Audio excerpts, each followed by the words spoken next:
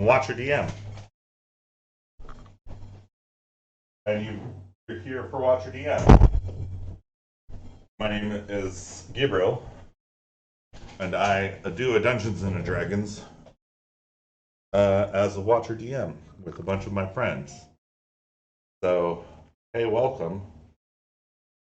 Good morning. Happy Sunday. Um,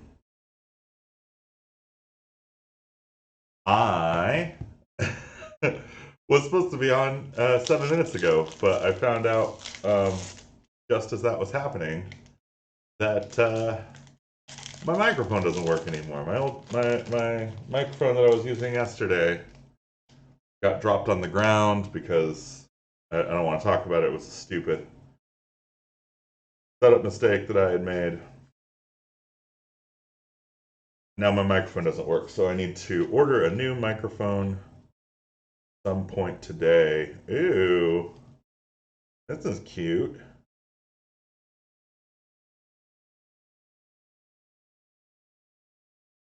Oh, hold on. Yeah, mic drop, real. I'm gonna switch to camera here so you can get a good shot of this. Yeah, split the party sorcery from Magic.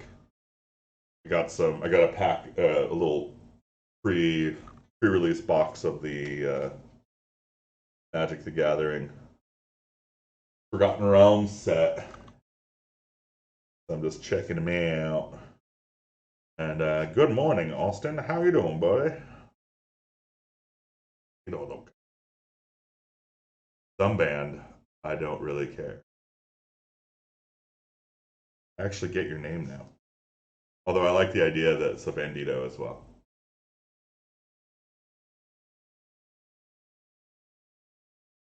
Irk, was that a reaction to how are you today?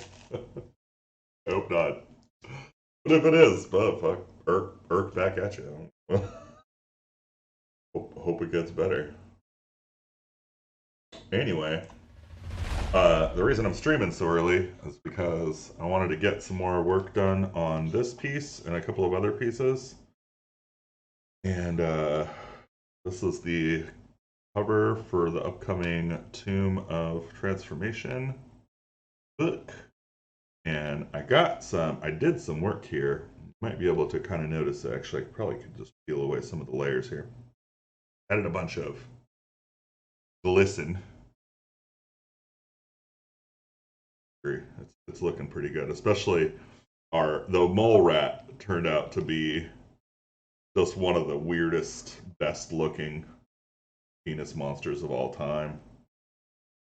Um, and then going along with this a little bit, um, I shaded up the back so it kind of gives a little more depth, like there's a front light, and then I kind of lightened up the front, like yeah, front light.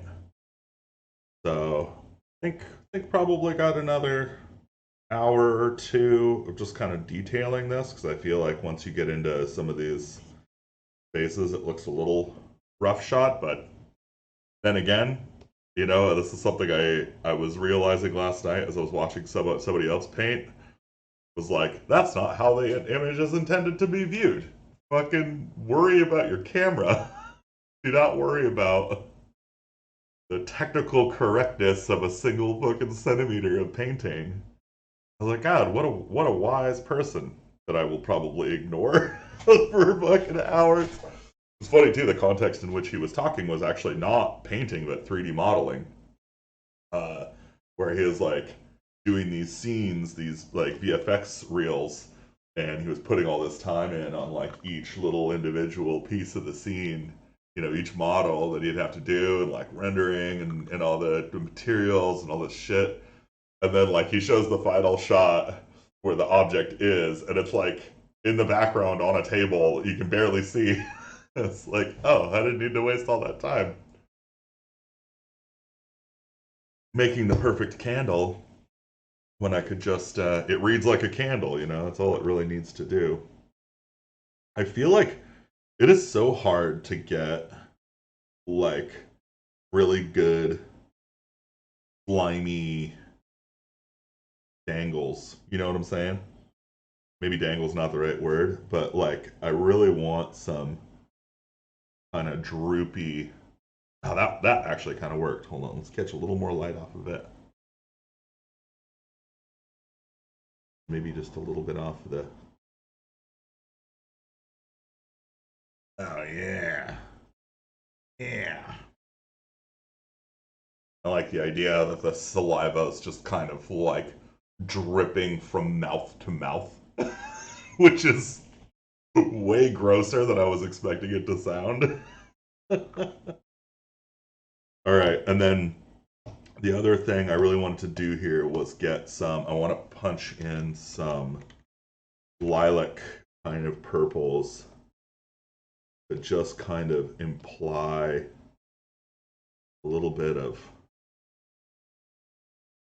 bruised flesh.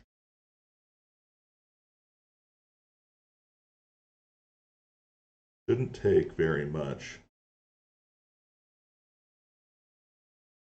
but I think some of these pinks be made a little bit. Oh, not up.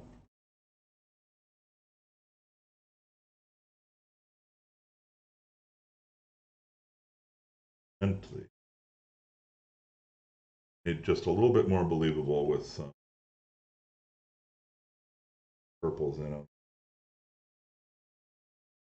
Flash of purple. Somewhere in between. Anyway, the rest of the work I'm planning on doing today, I've got some other. Been working on some cultist stuff. I'm not.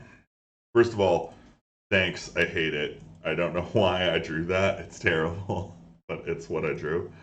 And then I was kind of doing some more like free form kind of just paint the skin kind of tests, and that was okay. And then I was kind of doing some, you know, just yeah, mouths and kind of head shapes and trying to do some blending tests because I just feel like some days I'm on and then some days I just feel like I can't draw for the life of me. And then I was just playing with like I don't know if this is a spaceship or a quill or just some nerd playing with a pen. Then I did this and I think I was kind of like I hate like everything down here and I think the hand this hand needs to be bigger, etc.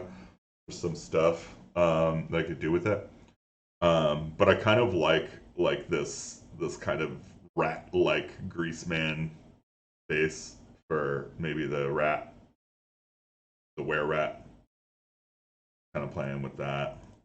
Um, but yeah, just one of those days where I could not get any cultist stuff to work. But probably also because I did not grab the literal drawings that I had already done for the cultists and bring them in as reference. So that's going to be something I'm going to do today.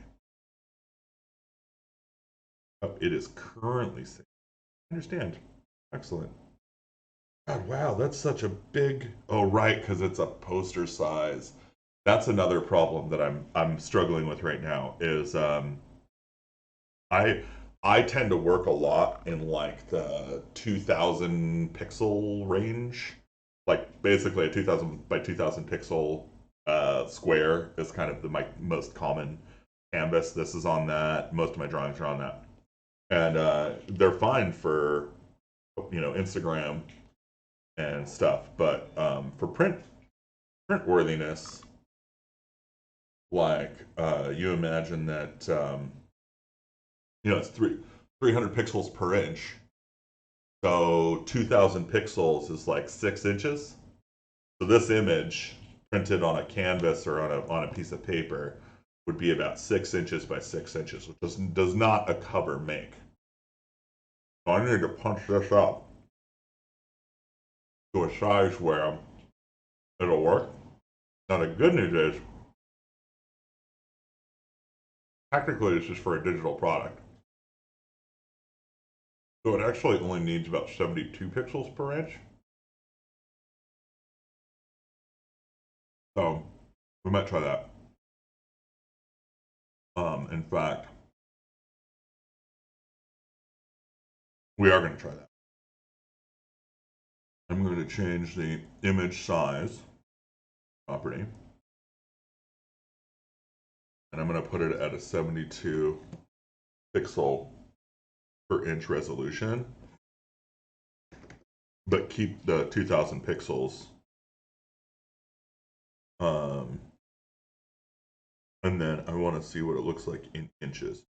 So at 72 pixels per inch, this is actually a 2 foot by 2 foot image. So it has a pretty dramatic effect on the size here. I think I'm wondering if I should do 144 pixel or 144 pixels per inch. Then go try and do the 2000 pixels again and see what we get. 13 inches, that's a lot closer. That's a lot closer. So I think we'll probably go with that. And the beautiful part of that is that I'm not actually adjusting the pixel, like the size of the canvas. So we're keeping kind of this the way it is. Although, oh my God, I just realized missed opportunities so far. I need a little bit of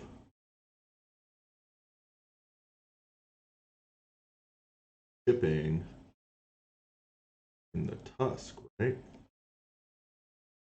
Gotta be some. Nobody has perfect tusk chompers like that, right?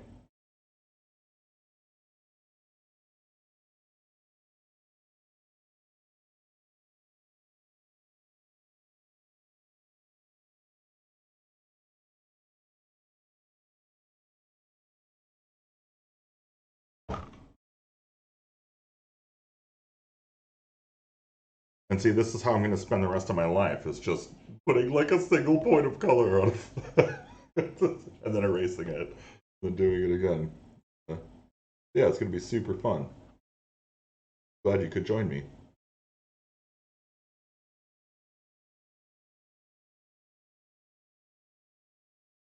I think this guy's got a fucking abscess down here. We got some stank and nasty going on.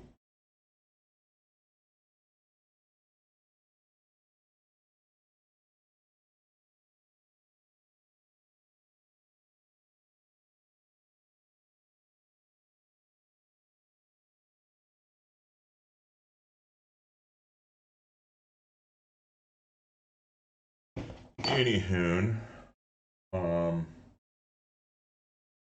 so I think today for funsies, going to pull up some bullshit D&D stuff on the interwebs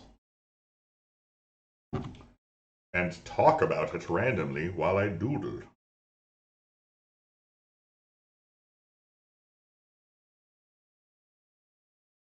Extemporaneous D&D Q&A. That's not the jingle for that, nor should it ever be the jingle. Let us book the face. I got a lead yesterday on a very good set of questions, pre-game and post-game questions from a game designer that I very much respect. And I have reached out to them to see if there's a possibility of us not only using their questions, but possibly publishing the questions and some of their other works as Watcher DMs. That they're some pretty cool game tools, and the DM that I'm talking to is one of the coolest, like one of the most prepared dungeon masters, I think, or not dungeon masters, I should say game masters. They run a number of games, so they run like Scum and Villainy. Hey, thank you, Babu. Thanks for coming. Cheers. Not alcohol. It's vitamins. I swear to God. I'm an old person. Oh, I need the vitamins. Ah. Yeah, thank you, Babu. This is the cover we're working on for one of our upcoming modules, the Tomb of Transformation, which is some fun. It was super fun doing what's effectively a gibbering mouther or gibbering mouther. I don't know how you pronounce that. But with like animal mouths. I think this was such a cool idea. Like as soon as I hit on it, I was like, "Ooh, this is fun!" And I started getting all weird with it. So I think these boils down here probably need some purpling. Anyway, it's super funny. I said literally minutes ago that I was going to work on something else, and then every time I look at this, I'm like, "Oh God, it just needs. I just want to keep working on it a little bit." Lilacs.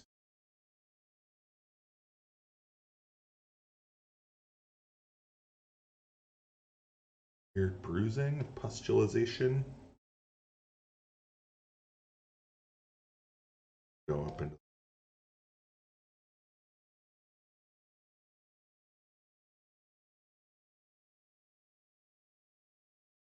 Head on that.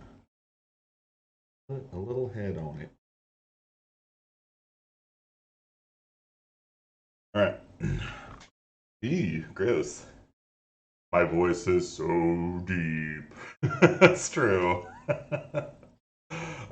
Thank you for noticing. It's quite possibly my claim to fame. In fact, for years and years and years, I had people tell me I should go into radio, and I always took that to mean that my face was shit. But I think they were actually telling me that my 555 1212. Like I can do the radio voice. Also, like kind of in spite of myself, if I whisper, you can still fucking hear me from like a mile away. It's kind of ridiculous.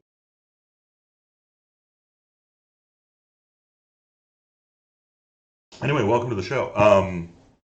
We're Watcher DM. This is my channel where I work on nerd stuff and also talk about a D&D, a Dungeons and Dragons. And I have so I've got some. We're gonna read the All Things D&D Facebook page, and then I will talk extemporaneously about this bullshit. If you would like to engage, please feel free to talk about D&D bullshit, and I will talk extemporaneously about your D&D bullshit. And that should be fun too. Okay, yeah. Sorry, Travis Putnam. It's an interesting question. It's Lord of the Rings related. I'm not even gonna touch it right now. In fact, well, here we go. This is a good one. Michael Southard. Sorry, Michael. Yesterday at 8:31 a.m. asks, how do you feel about DMs using/playing your character when you can't make a session? Oh, D&D is Dungeons and Dragons. It's a very popular tabletop role-playing game. So it's a fantasy game. It's kind of one of the earlier published versions of a tabletop role-playing game.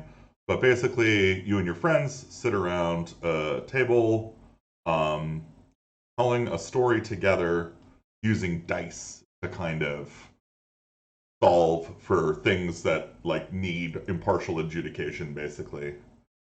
So yeah, if you want to learn more about Dungeons and Dragons, like in general, um, there's a number of resources. I would say probably D&D Beyond has really good kind of introductory stuff to it, kind of.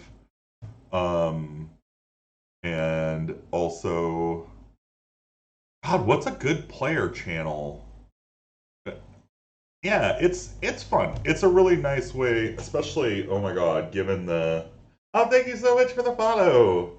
Thank you. So yeah, the like Austin, if you are still in channel and you have any ideas for what would make a good like intro play channel like YouTube, I can't think of any off the top of my head. I was gonna say Matt Colville, but Matt Colville kind of clearly has like a DM focus. But with COVID-19 and all the stuff happening, it's been super nice being able to get online and see friends and play some games together. And we did that a lot. And then we were like, oh, we've got so many good ideas and so much time. Why don't we make some content for that game? Because they have like a third-party licensing agreement you can use. It's pretty fun. So we've been kind of going at it for a while now with this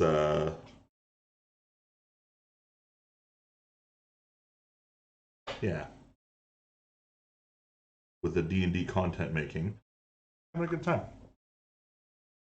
And because of that, I've been able to art. Oh yeah, Critical Role. Good call. Critical Role is a good place to go learn about how Dungeons and Dragons is currently like probably the most popular like entertainment venue for Dungeons and Dragons. Like if you want to watch D&D, that's a good place to go. I would argue, potentially successfully. Oh, thank you very much, Austin, for the like. That Dungeons and Dragons is not a spectator. Oh, that's no problem. It's everybody's welcome here. What is your first language? I'd be interested to know. I think it's amazing that people can learn more than one language. I stumble over my my ability to speak English, and it is the only language that I am anywhere near proficient in.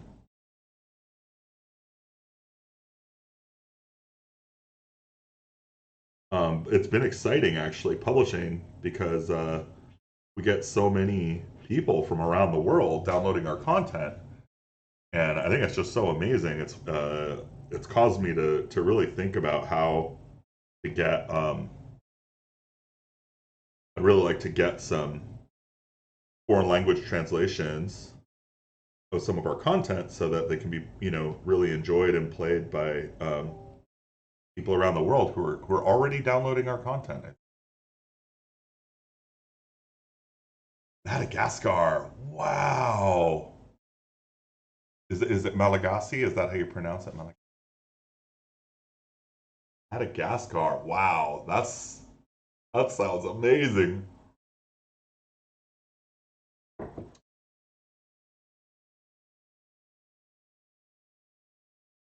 So I'm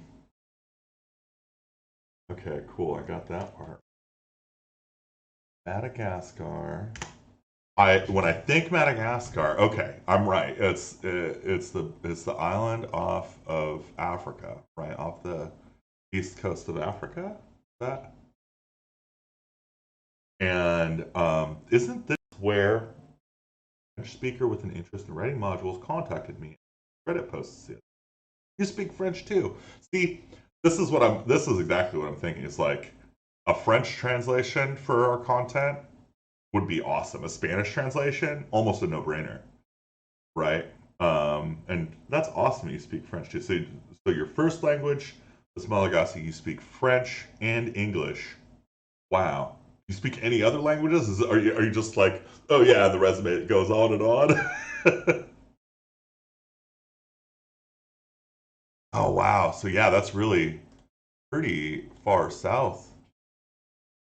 Um, and Madagascar, correct me if I'm wrong, isn't that Madagascar has like a really unique like animal, like a very diverse learning Chinese? Holy smokes. Who do you practice? Yeah, right. Who do you practice Chinese with? That sounds amazing. Like I can everybody I've ever talked to who speaks enough, like more than one language, but bilingual, they always say that the having like conversational engagement with a native speaker is is kind of a critical component. But has that been true for you, or are you able to just kind of dive in and learn it on your own? Interesting stuff. I'd also be interested to find out like what your motivations for learning Chinese is. I mean, obviously there's a billion good reasons to learn Chinese. I just wonder what the ones were that grabbed you. The spider token? Secret lair drops. Cover the best, worst kept secret in secretlair.wizards.com. Oh, you learn at university. Okay.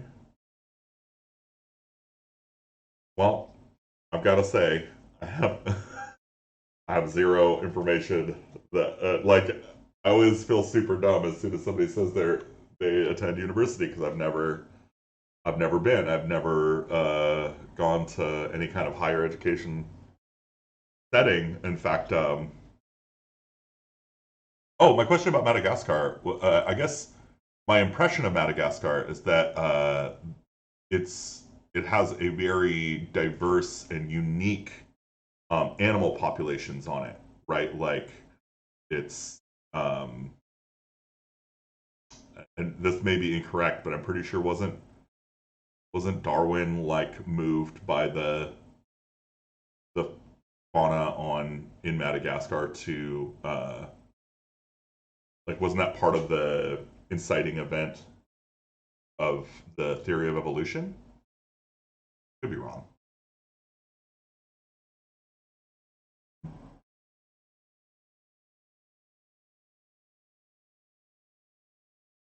I don't know how to pronounce that.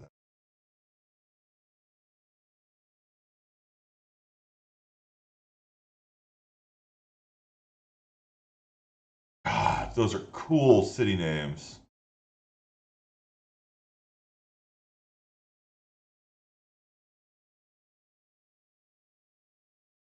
Very cool city name.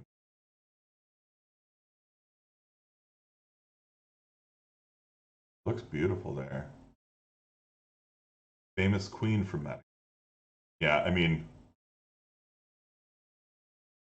I'd be interested to know more about that. Like, what are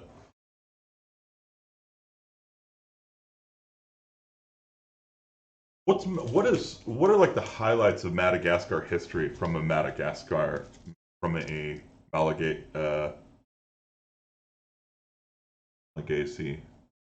perspective, or what? I guess I'm such an idiot. Never mind. You talk. I'll listen instead of asking stupid questions. Um, in the meantime, did I end up answering the question here? Yeah. So, how do you feel about DMs using playing characters when you can't make a session? So, this happens to me relatively frequently, not because I can't make a session necessarily, but because like I'll have a character in a game that another DM is running, and then we'll have like a scheduling conflict where I'm running a game at the same time that they're running a game, and so no accident. Um,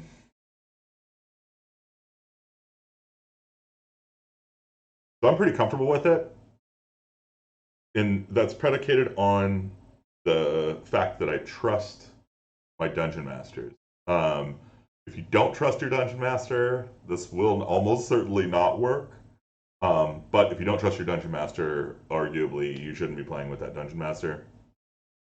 Um, but yeah, I love it when my DMs play my characters for me. That I don't have to. I get to find out what happens to them without necessarily being involved, which is can be almost as fun as playing, in my opinion. So that is my response to that. Exactly. If you don't trust your dungeon master, you're doing something else, and it sounds not fun. But games are consensual. Like you kind of have to be consenting what's happening in the game to enjoy it. I think that consent comes with a certain amount of trust, right? And to the arbitrator of the game, then you definitely should trust them. Casson Page asked on July 29th at 7:15 a.m. Would you pay per session to play? I'm just curious. Um, and I have paid to play, and worth it, worth every penny actually. I intend to do it again. Uh, there are a number of games where I've been fortunate enough to not have to pay. Like obviously, I think that's kind of the default. Like you're playing with friends, um, or if you find a dungeon master who is willing to run it for your group, just kind of as opportunity to play together because DMs also want to play the game. Yeah, I think that's that's great and that's common. If you can't, yeah. Hey, thank you so much for the follow, Bebo. Good luck with your emergency, and yeah, I'll see you next time. Thanks so much. Um, but yeah, there's a bunch of people out there who don't necessarily have access, or there's like scheduling stuff, right? If you don't have a really constant schedule where you can regularly make your games, that can be very disruptive for a dungeon master who's trying to run for a group for free. But one of the value propositions of paid dungeon masters is they're inclined to kind of be available to your schedule at a certain level, right? You can kind of go shopping for the right schedule in a way. And so, yeah, not only do I encourage the use of pay to play games because I think um, it works well, right? There's people who can now benefit from their skills as a dungeon master and storyteller, and there's an audience for it. I think that's there's obviously a supply demand component to it. But I also use Start Playing. I think it's startplaying.games is the website, and just searching on there to look up different DMs and stuff is a really interesting exercise. There's all kinds of different games and stuff, so you don't even necessarily have to stick with just Dungeons and Dragons. Although, of course, it is the most popular of the games in the U.S. Read an interesting article the other day, or watched, I think it was a video, talking about how in Japan, the biggest tabletop role playing game is not Dungeons and Dragons, it's Call of Cthulhu. I was like, ooh, that'd be fun. It'd be fun as F to write some kick ass Call of Cthulhu content um, for a Japanese audience. I think that would be a tremendous opportunity. Truly fun. Because not only do they have like not to disparage on the Western anything, but like fantasy tropes, horror tropes, and kind of sci-fi tropes. Oh, you're right, Japanese CSE games. So I desperately want to. I am concerned. There is Call of Cthulhu, if I remember correctly, and I may not. I believe Call of Cthulhu is not um, open gaming license. I'm pretty sure they are one of the few. I'm gonna be right back. I need to get some paper towels. My bottle is sweating.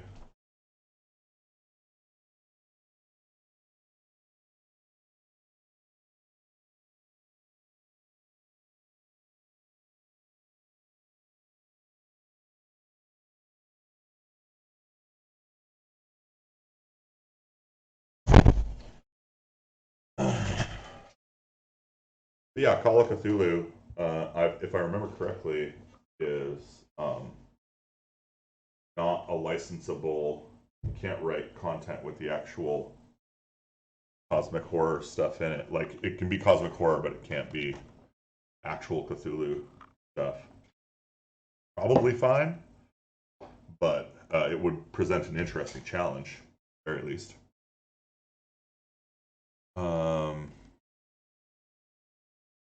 Looked at Chaos Sims with Johnson. Have to release through their specific vendor. There you go. That's exactly. Right, so Chaosium, yeah, exactly. Chaosium has a very specific licensing structure, which isn't to say that we shouldn't do it. I think it's just a matter of like, where do we put it in the content timeline, and what good ideas do we have for content in it. Um, I think we're already working on Quest TTRPG stuff. Um, I'm looking into the possibility of doing some Scum and Villainy or Blades in the Dark content, and we are also looking at doing some Wizards of the Coast licensed, like Forgotten Realms content, like some actual D&D 5e Dungeon Masters Guild content that's just exclusively distributed on there because it's a venue. We've got cool ideas for it. I mean, we released yesterday the Drow the Webworn Drow, which is like super cool idea that Austin came up with, and yeah, like that kind of stuff you can't really publish. Um, like you could publish it for free, just saying like, here, like check out this cool thing we did. But in terms of like actually getting a distribution and making sure, making it more official and allowing people to use it and extend it, anything that has WotC licensed stuff in it has to go through that venue, and so that's one of the venues we're. Oh my god, this.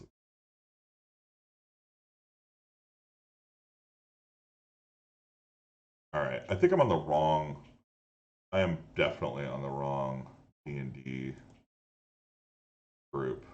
I'm on the all things D&D channel, and this just doesn't have stuff I'm looking. We're gonna go poke a different group. Also, in about an hour,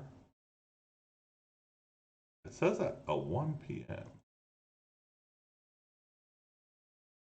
Oh, it is for an hour. Okay, cool. I have a meeting today with one of my players, which is why I'm streaming early.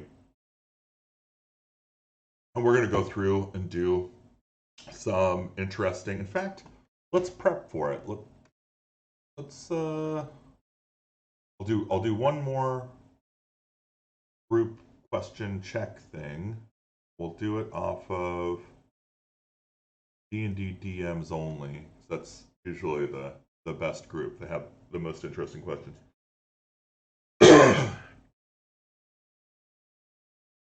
Oh, wow, interesting.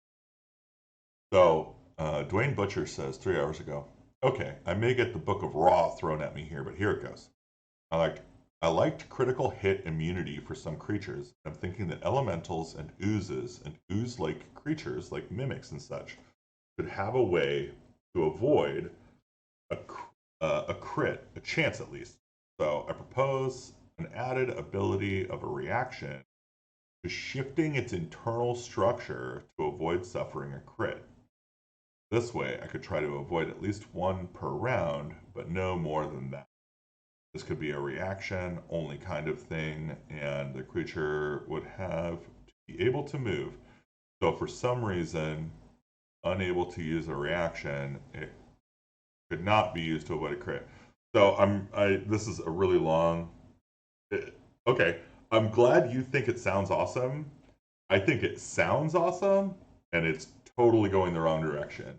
And the reason I say that is a crit is a 5% chance. Like a player already has a low chance of critting. Taking away their crit because you used your reaction, maybe cool.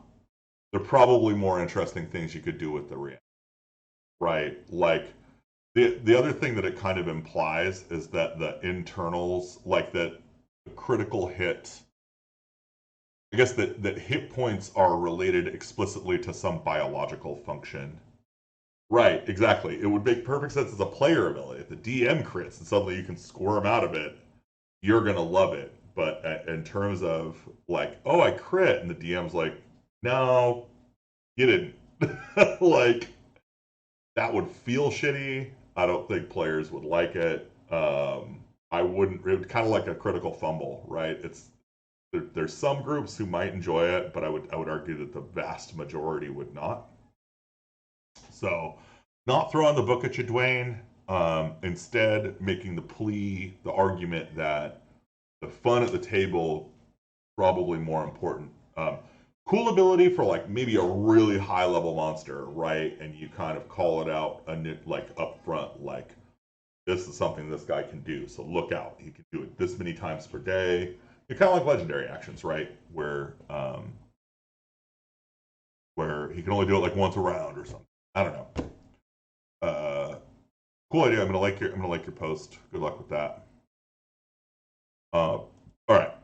Mark Bruin asks 3 hours ago, "Hey all, so I'd like to ask you how to deal with assassination attempts. A little story time. So a player of mine wants to assassinate a sleeping target. Got his stealth checks, sneaks up on him, and attempts to assassinate. At the table, I have a house rule on crit hits. Instead of double damage, I'll let them roll one die and add the max damage of the die, which, by the way, we have also used at our table, and I really kind of prefer it to the double damage dice. Although double damage is likewise, right? They're similar. So if you roll a 1 and you double it, you're like, oh, yeah, 2 damage my crit. I rolled that it was a crit hit, and if the damage the player did exceeded the HP of the NPC, they got the kill. Logically, how would you deal with the situation? Um, yeah, so I think that's basically exactly how I would deal with it. Like there's kind of already rules for a character in the I guess it's not restrained. They're 5e conditions. There's a condition that describes like somebody sleeping, right? Um, and it's probably a number of them. Like technically, somebody who is sleeping is blinded, deafened, or they're incapacitated, like they currently are just incapacitated. Um,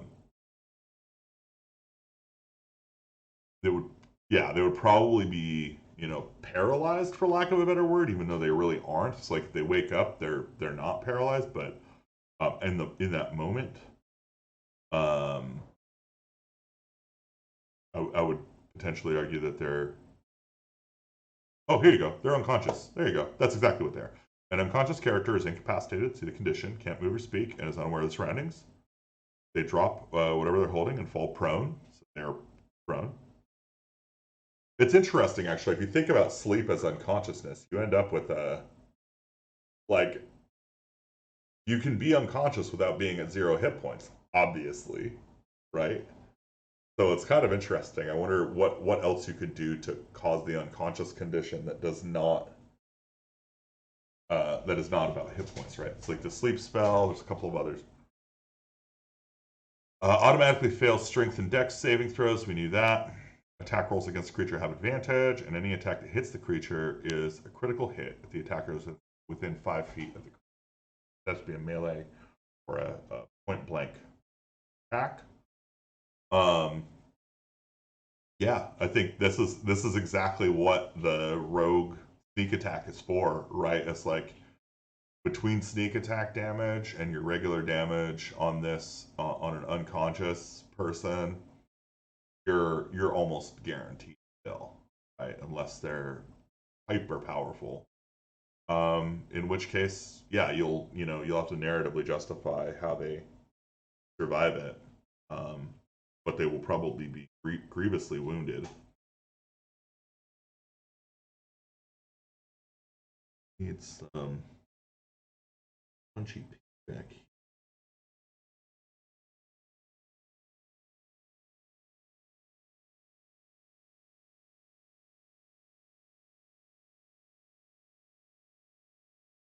This.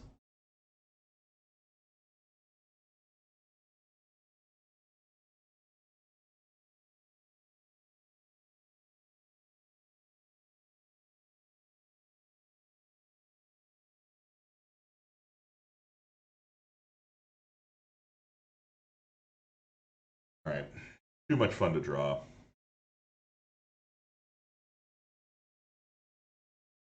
All right. So yeah. So Mark Bruin, that's basically how I would deal with it. I like your answer. I think good.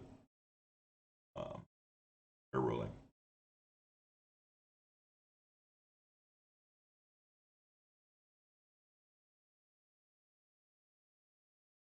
That one's just fucking weird. I'm not even gonna read it.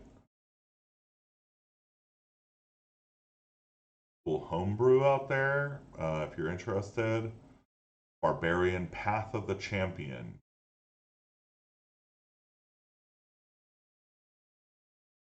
The draft because he needs people to read it over. Right.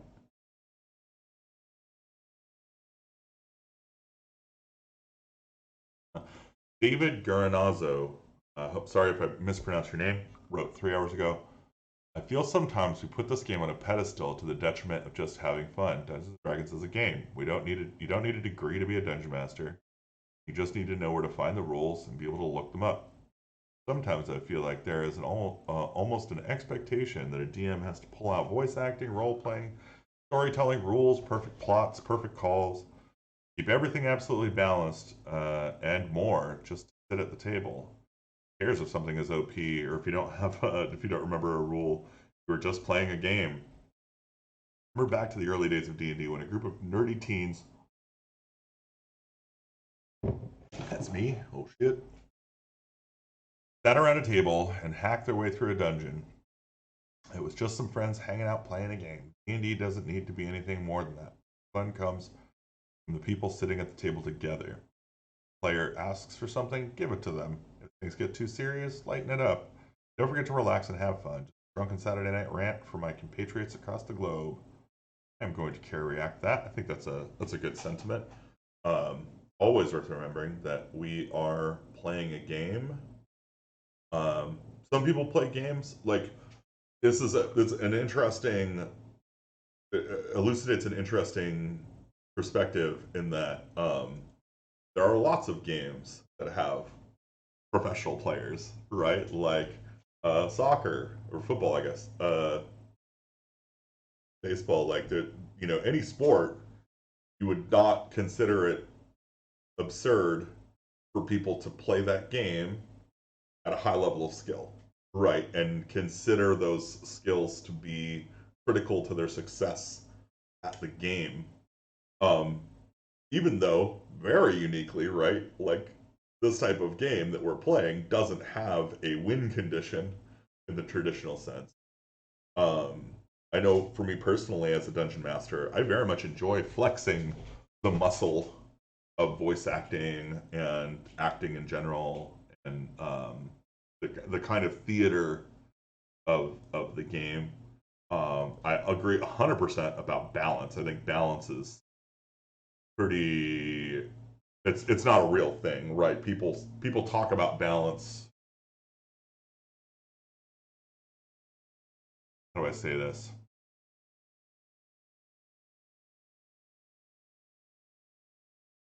Balance is like training wheels for a dungeon master who doesn't know yet how to use the narrative to to deal with like what they want to happen, I guess, if that makes sense. Like there's nothing wrong with putting an overpowered enemy in front of the players or putting an underpowered enemy in front of the players, right? And the best way to kind of, in my opinion, the best way to kind of handle both, right, is to make combat only one of the options.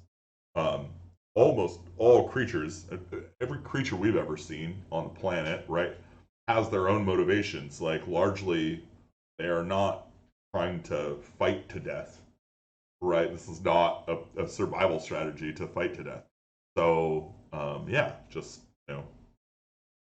thinking a little bit more about the motivations of monsters and stuff, I think can give a nice color to that sort of thing, and it provides you kind of a bunch of utilities for managing what other people would call, in my opinion, balance. That said, it's also totally okay to like, you know, it happens. People die. Like, it doesn't even have to be like oh, they were killed by a monster. You know, like they slipped on some shit or they choked on a grape. Like people die from all kinds of weird shit. So yeah, cardiac arrest, number one killer of player characters, really. But nobody ever says that.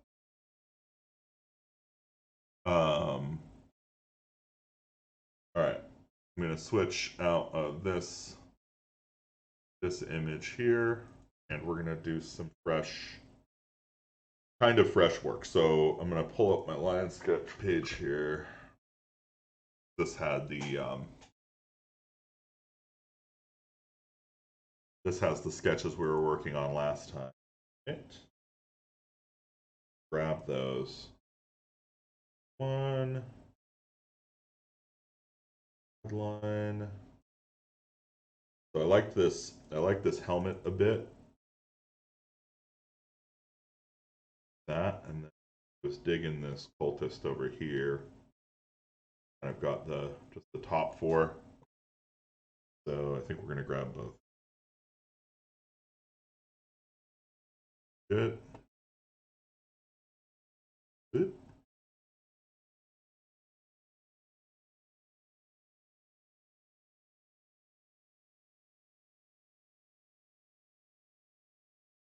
Actually, God. No.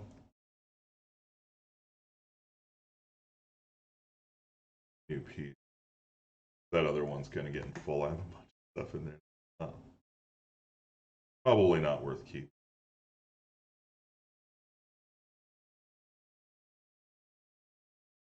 These, on the other hand, a little doodly. Not bad. Also, I think we have the cult leader as female, so this helmet should be worn on this person. I kind of what I'm thinking. We're gonna try a little trans.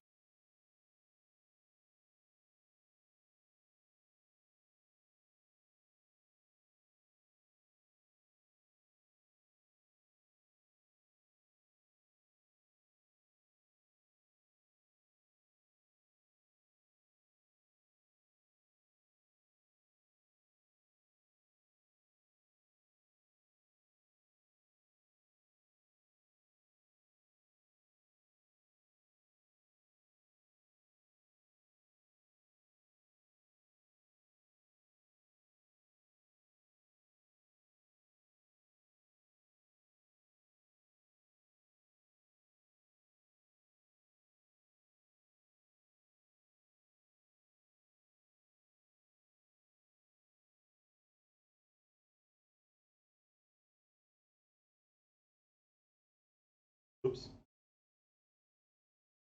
Two.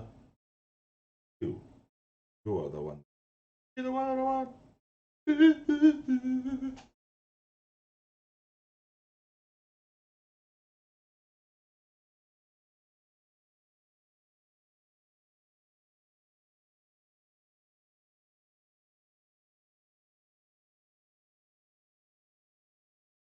Oh god. Oh. Peter, please don't be shitty. I really don't need it.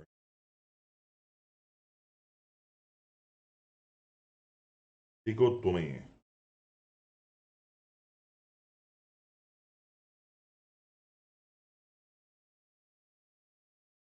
I kind of like that.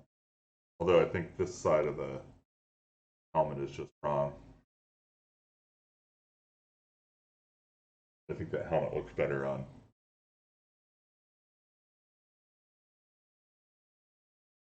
What say you?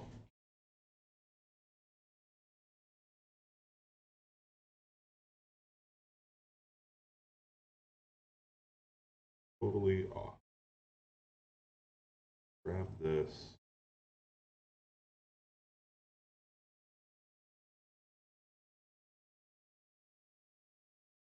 A little more sense of size.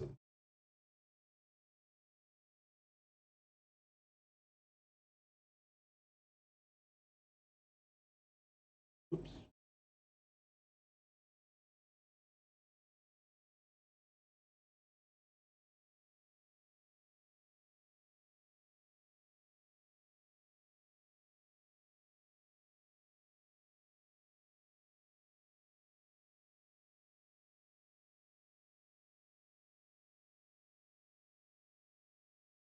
Right. Put some way behind it so I can see.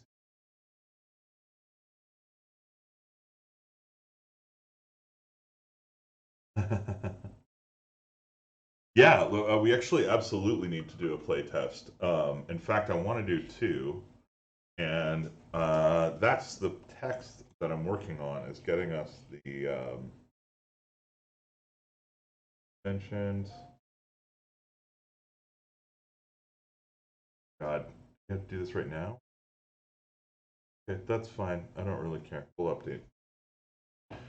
Um, so I'm trying to get the questionnaire from Claire for pregame and postgame. The questionnaire is like really good. I like its focus, and it actually asks some questions that I have never considered asking, but are fucking genius.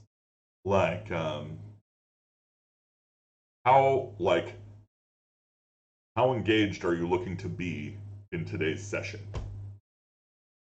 That's something I've never considered asking a player before, and yet it has come up even recently, right? Where like somebody literally expresses that they feel upset that they weren't up to the level, right? They weren't feeling energized enough to play in a super engaged way. And of course, I told them like, it's okay, we're playing a game. Like you are here to enjoy the game. If that means you sitting back and watching, that's fine. You don't have to, like. But being able to know that up front and kind of giving the opportunity for somebody to say up front, like, hey, this is how I'm feeling today. This is where I'm registering. What a good idea. And it's just like the whole questionnaire is full of like really good, thoughtful, um, kind of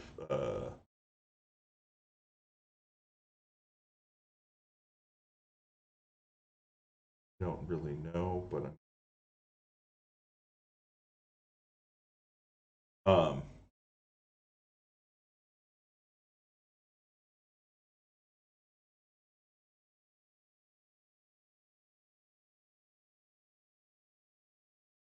it is so weird. They're very thoughtful insights.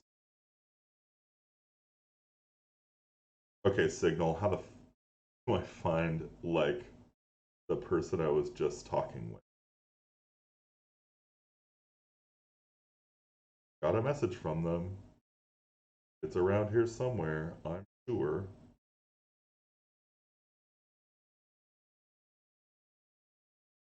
But because I updated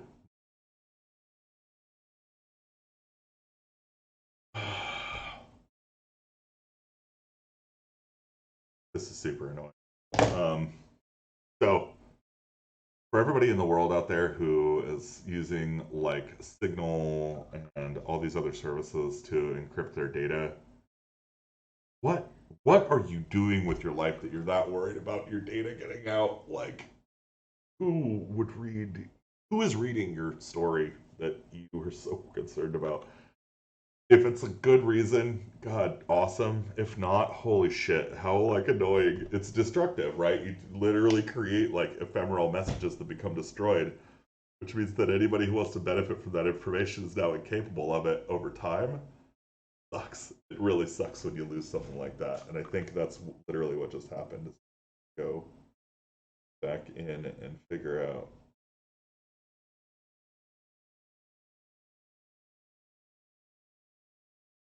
I'll do this after. Anyway, it's a great questionnaire. I want to use it for the games. Also, I want to use it for the play tests. And in the post game questionnaire that they have, it's got some pretty good solid questions in there too. But yeah, I think between that and probably a little bit of thinking around specific questions we want to ask, we can set up those surveys and stuff and do the two play tests. Um, Scott is also going to be at the meeting on Tuesday. I think I already mentioned that. Although I know you're out of the 10th. I think the one that's coming up is 3rd. So we'll see you at that one. and hopefully we will all get a chance to nerd out about that stuff.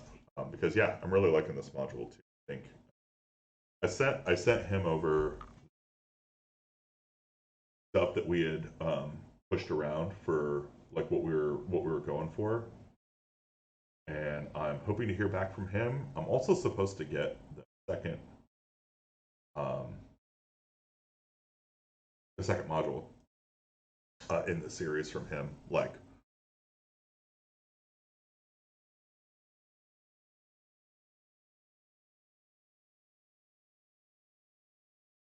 I'm just gonna color in everything that is mask levels. Get the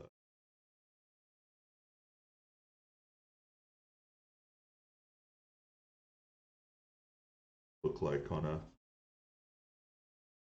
top of a face kind of.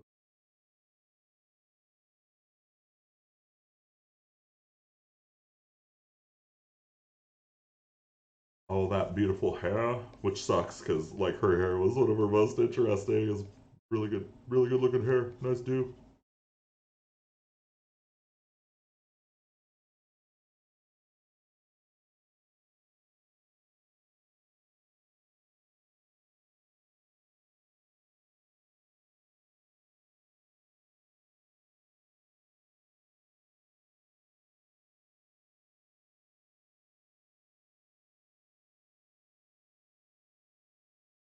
Um, Stormy and Max yesterday got the Packmaster the pack set up with nice little. Yeah, I'll send it.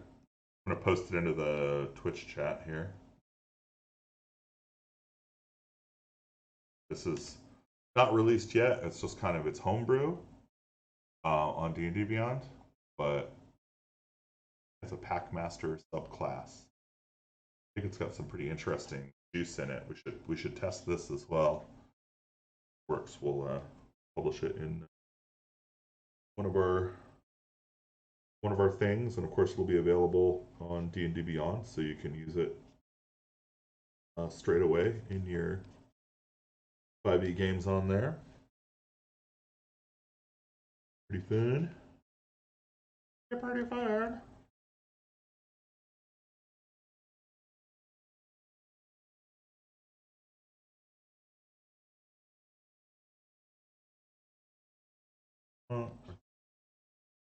Look up here. I really want is a like to be able to kind of through this mask bit in a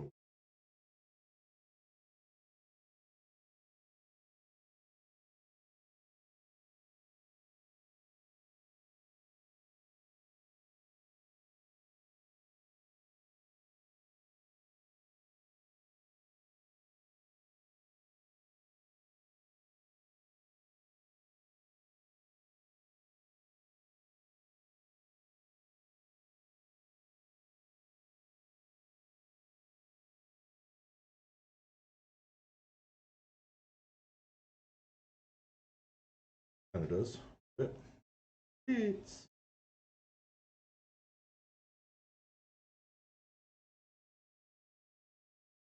okay here. Lock in on shape of what we have here, so we can check out its silhouette. Where we're going with this.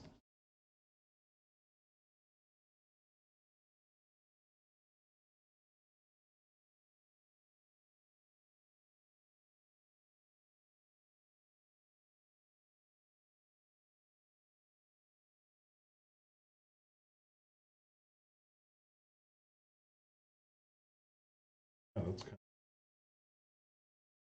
kind of working.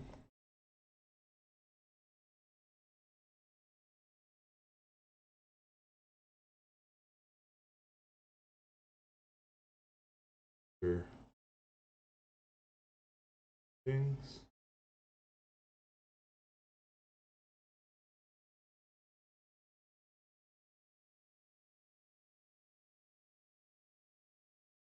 Just to make sure you're aware, this starts off in second person, switches to third person. Oh, are you talking about the writing?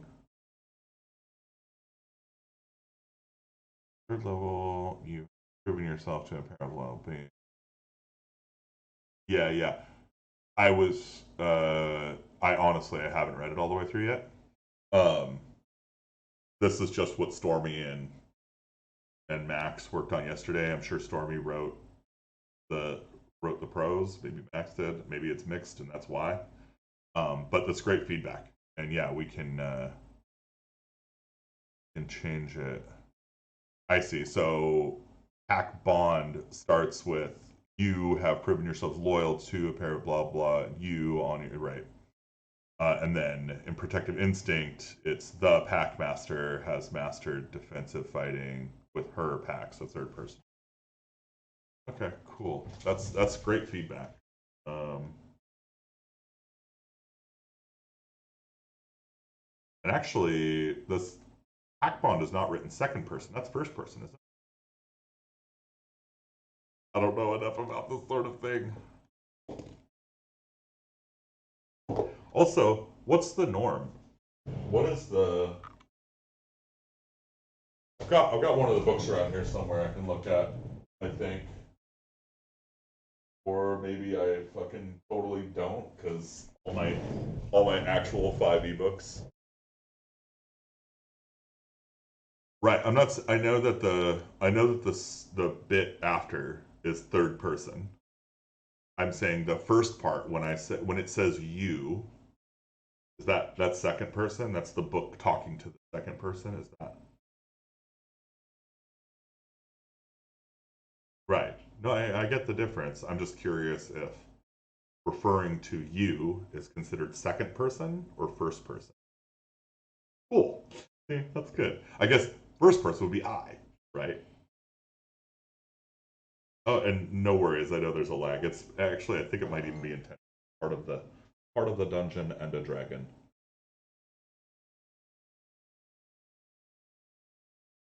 Okay, cool. Let's do. I'll tell you what. I'm just gonna give that feedback straight to Stormy right now. Um, looks nice. There is a problem with the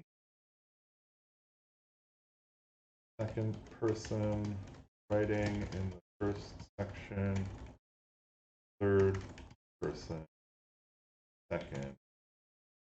Please refer to existing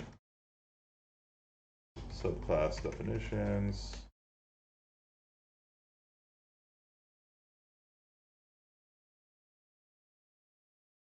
Those.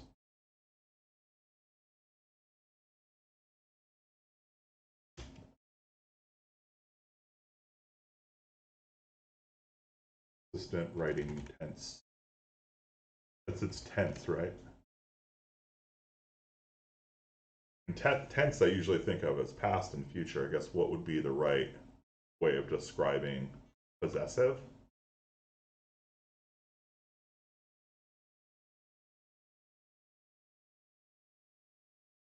I, you, he, she, they, we, y'all, they, thou perspective.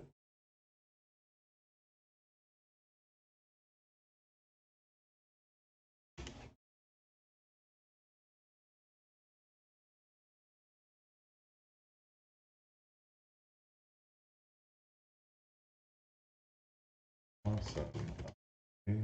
Need to send you money right now.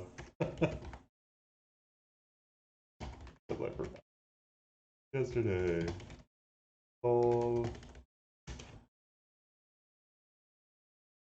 All talking in fifth. All was talking sixth person. I love it.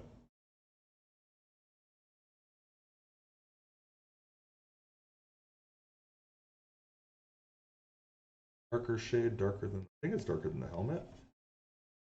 It's super funny too. When you said that, I was like, "Oh God, did I change the perspective on my drawing at the wrong point?" Because it does look a little bit wonky. Like the helmet looks like it's too close to her face, like the wolf mask. So I'm gonna tweak it a little bit more. But I was like, oh god, did I change from? Did I really harshly change the perspective on my drawing? So it's super funny that it wasn't about the drawing at all. Just to show where my head's at.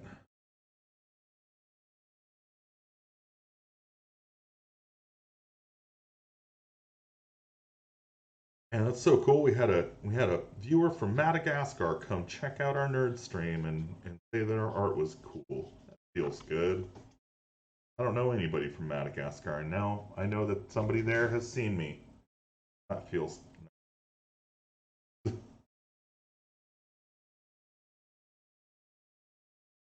told me I have a deep voice. Do.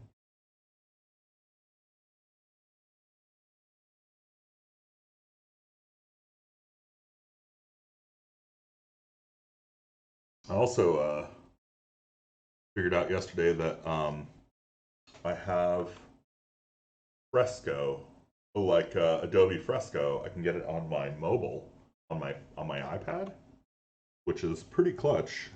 It means I can kind of work interchangeably a little bit between my desktop system, my tablet system. Gonna allow me to do more of outdoor drawing and painting and stuff, which I think is going to be pretty important for the next level up me. That would be nice. And thank you very much for the feedback on the writing, by the way. Stormy is fixing stuff now.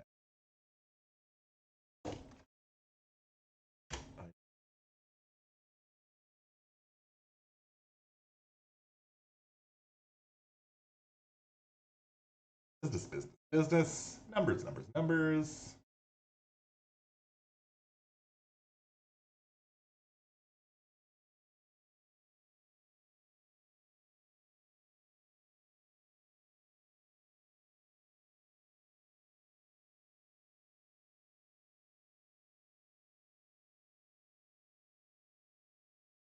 Nice.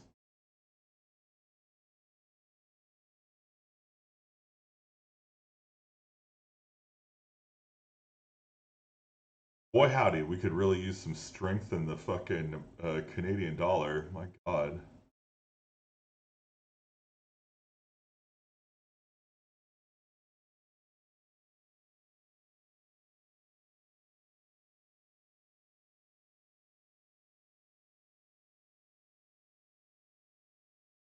Donuts. And Boney.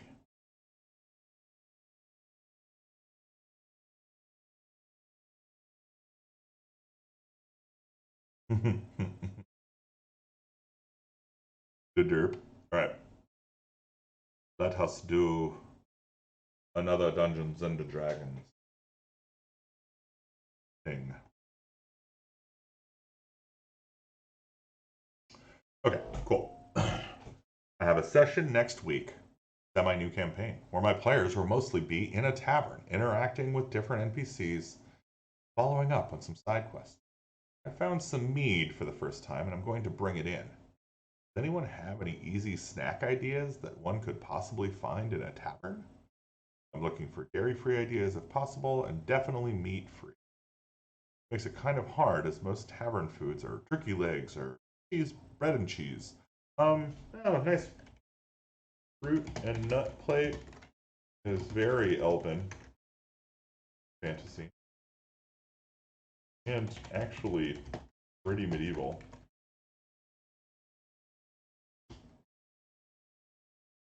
Hummus.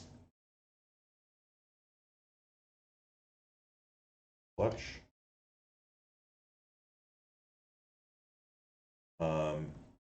Nut milks. Like almond and chew. I don't know.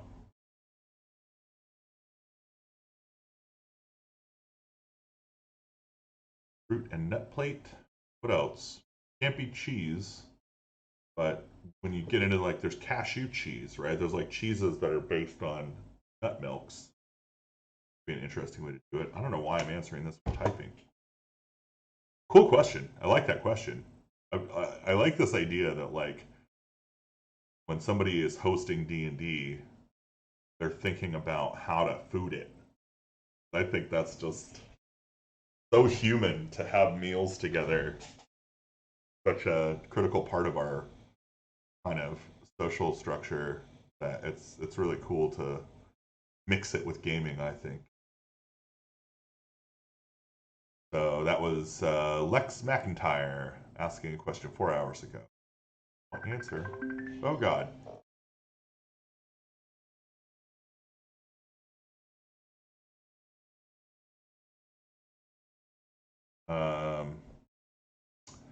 Tom Booth asks on July 29th, so a few days ago, 6:56 a.m.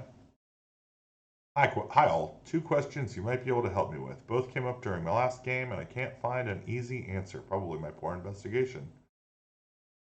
Get that proficiency in investigation, Doug. When you ask for a perception roll, when to ask for a perception roll and when to ask for investigation. I was under the assumption that perception is for things you notice or spot, whereas investigation is looking for something specific. My players were annoyed when they asked to search for traps or hidden doors, and I asked for investigation instead of perception. Is this okay? So it's a good question. It's not a bad one. So in fact, I want to just do a quick Secret Doors 5e, because I'm pretty sure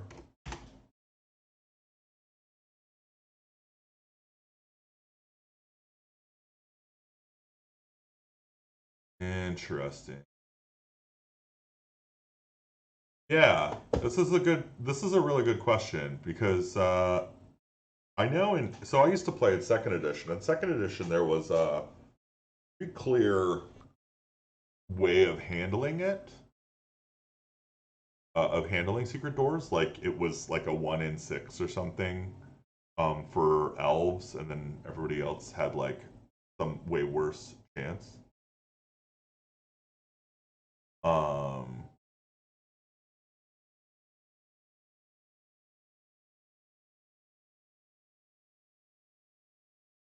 for me, it kind of depends on the nature of the secret door, right? If the so how do you detect a secret door is the first question. And the reality is that most secret doors are detected through, how do I say this? Like the dimensional difference in the room, right? You feel like the room is smaller than it should be. That indicates another room where you didn't see a door, and making that mental leap, right, is not an investigative leap. It's a perceptual leap, right? So it actually is a perception to become aware that there is a secret, like that there is not an access to a room that it should be. Um, and then I would say it's probably once they have made the connection that there seems to be that distinction, then finding the access to it might be an investigation, right? So that's kind of like, I know that doesn't really necessarily help your problem, but the real problem here is that your players were annoyed. And so when it comes to annoyed players, right? Um, I think the power word that I use when I'm dealing with players and we're kind of going through something like this is to articulate what I'm thinking, right? Just clear as day. Just be like, so you're looking for secret doors, right? But why? What gives your character the impression that there's anything to look for, right? And then basically at that point, like if the players say, well, I don't know, it just seems like, it seems like we went this way and that way, and this other stuff, then you can just forego, right, the perception check, right? Because they have clearly perceived that there should be a secret door here, or there should be some access to this other room. And kind of likewise with the investigation, right? Like if they are explicitly checking the wall where the secret door is, right? Like I would potentially argue they can just share the folder with you. Cool. Just send the payment.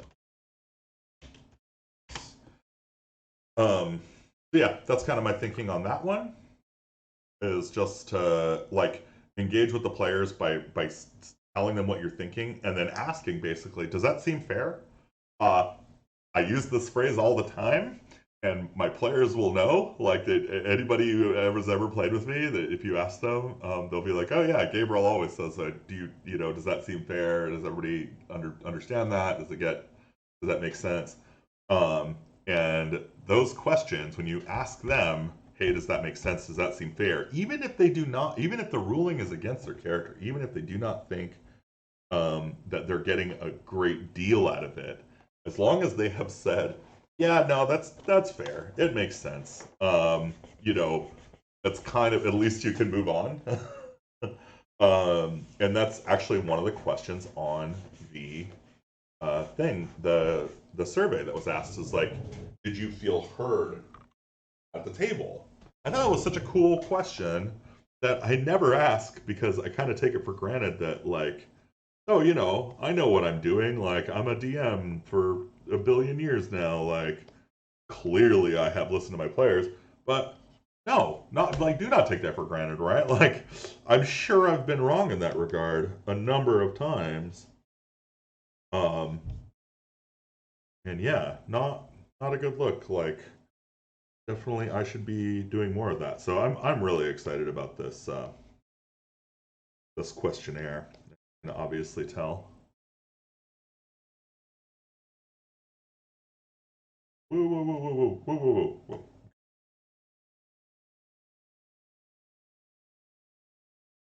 I think also we're gonna get some of these shades up into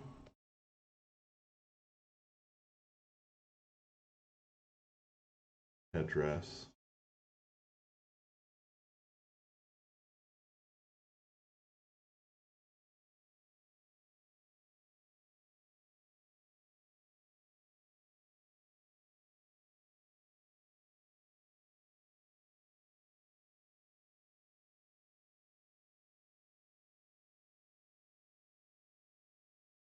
All right, second question. How does hiding in combat work? My rogue player just wants to take the hide action every turn, but I'm not sure how to rule it.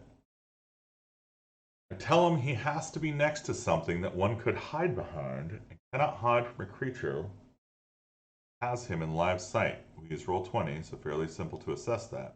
Thank you.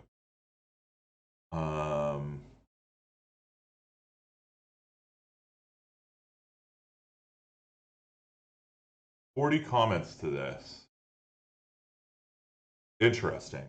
Okay.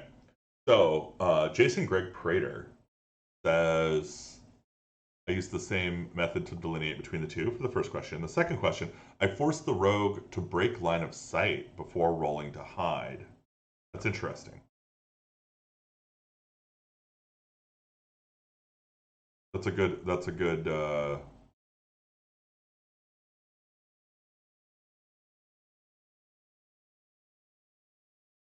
also, what are they talking about traps? This is about secret door.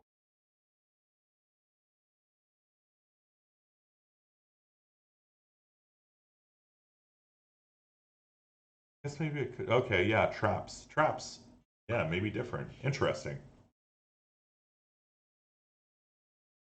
I feel like a trap too. Again, like you notice a trap via perception, right? But you learn how the mechanism of the trap works and how to circumvent it through your investigation.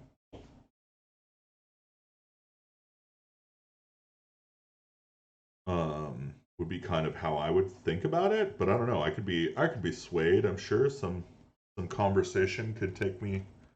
Maybe a steady flow of drinks could take me down another path. I don't know. Who's willing to try?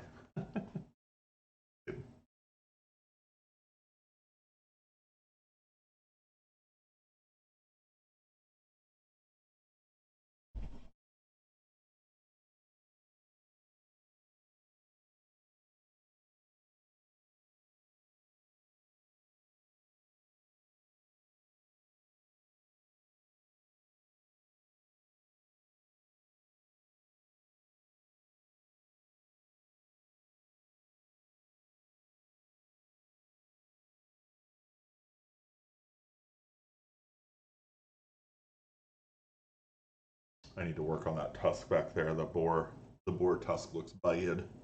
Looks bad, dude. There's been shit all over my head, dude.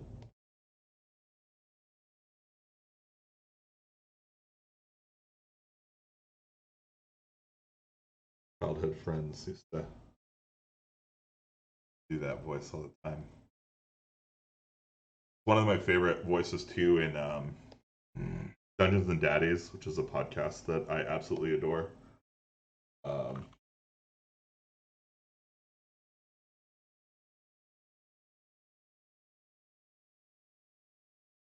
but what's his like Peyton? Peyton from Dungeons and Daddies that just talks like, "Yeah, I'm gonna fuck him up, dude." Like I don't know how to describe it, but it's just the perfect voice. I love it so much. Character.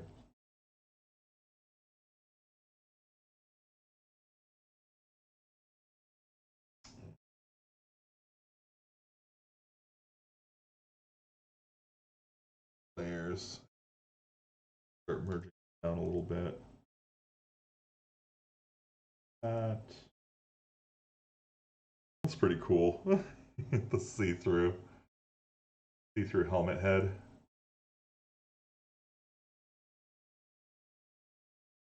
Nero Pantero. Outline drawing.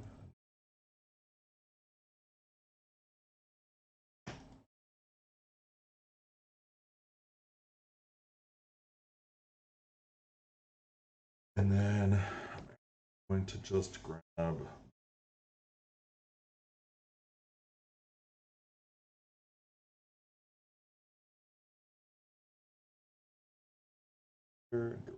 there, zoom out,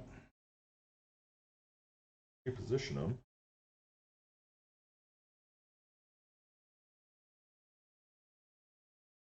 And to bring them down a notch, so work around them a little bit. We're figuring out the rest of this body. So just conceptually here. So yeah, I'm gonna go with the red pen. Here's the head.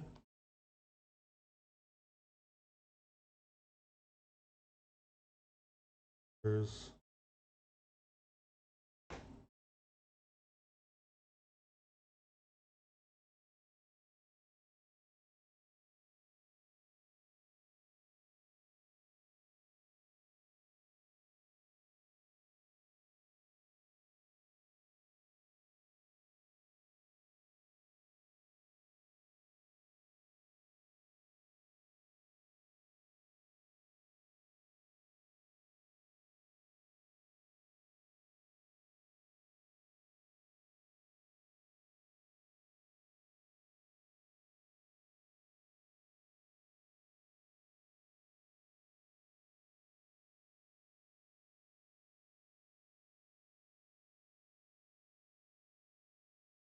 something I absolutely need to start working on more is figuring out how to do like more bent shapes and poses. I have a really hard time with a lot of my poses look very stiff.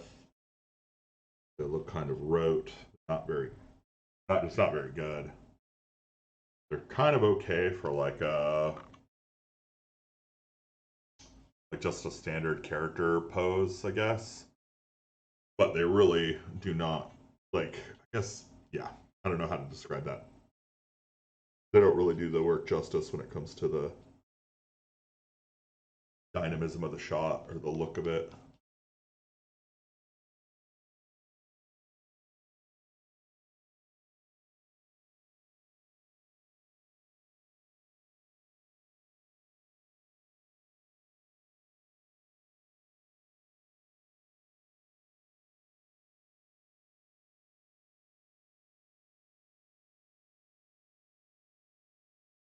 Way too long? Way too long.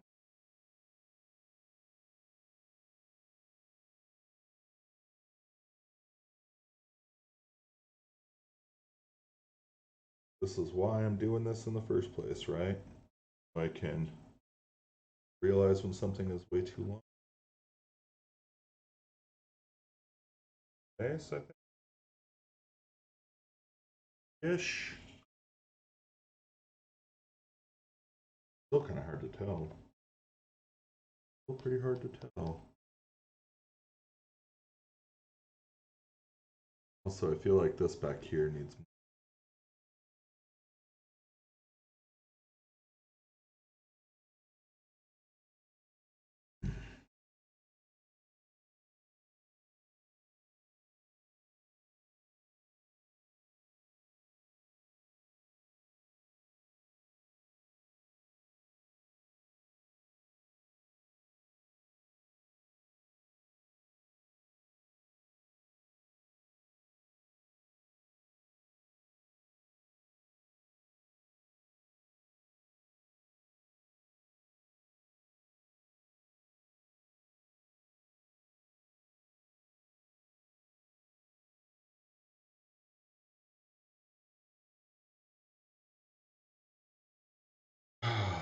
I was watching other streamer the other day. Light silver.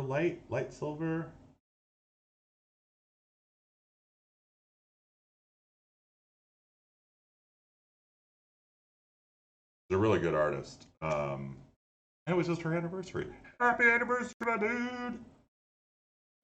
7 years. Her boyfriend. Oh God. Blah. Oh no. I think they're actually celebrating their anniversary today. Oh, doing a heckin' good. Oh, that.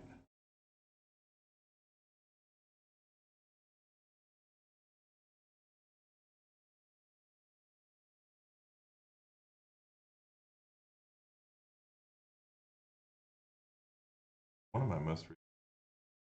I'm having a hard time.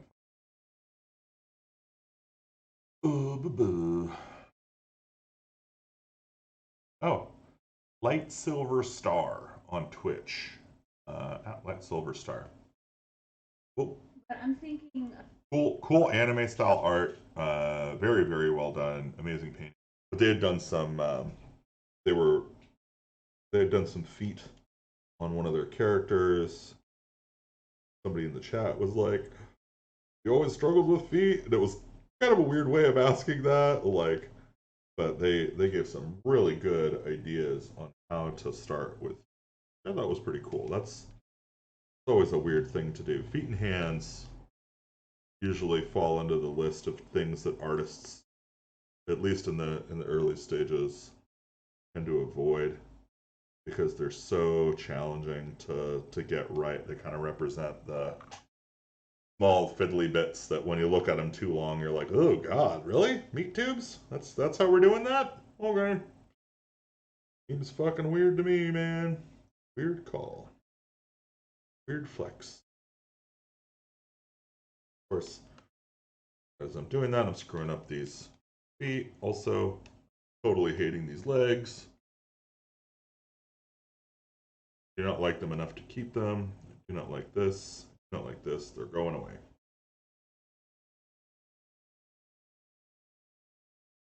We'll just focus on the upper half right now.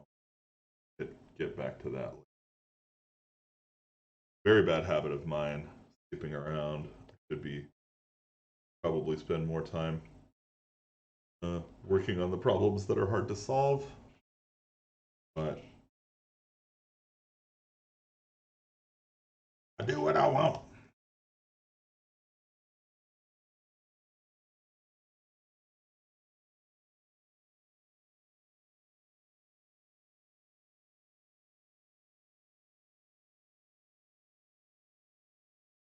Interesting, actually. This binding here looks like it goes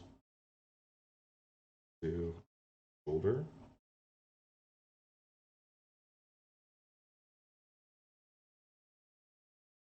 Opportunity. Back side of that. Cool. It looks decent to me.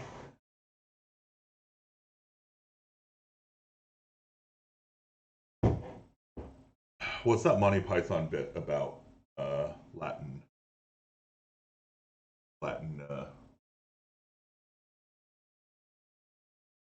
grammar?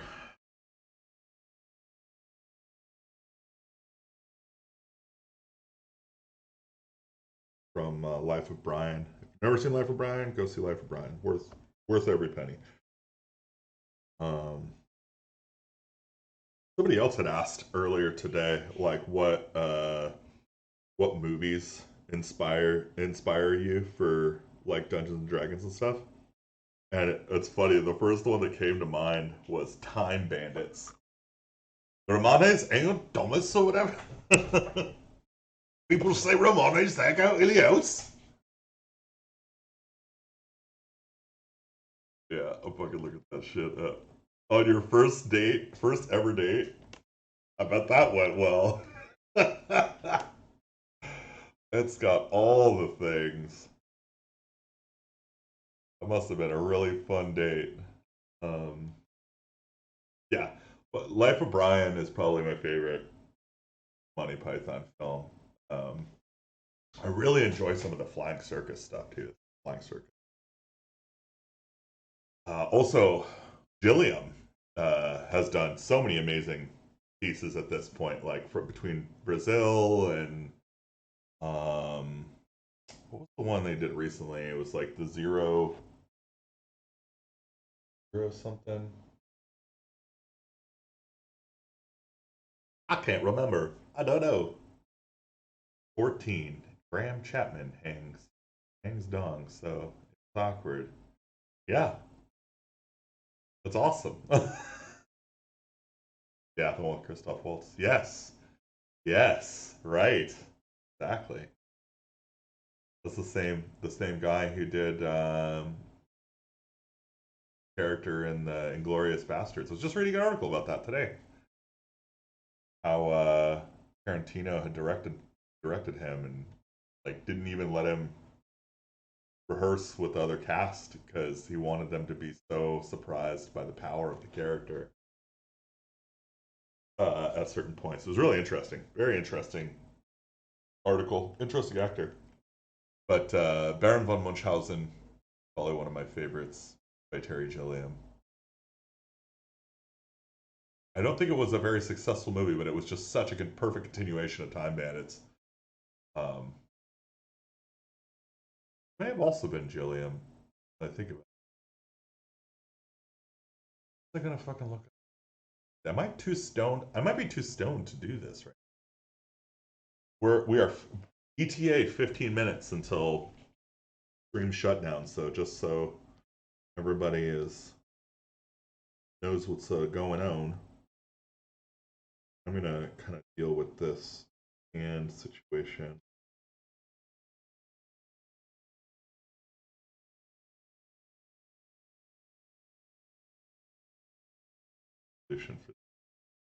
Catch these hands.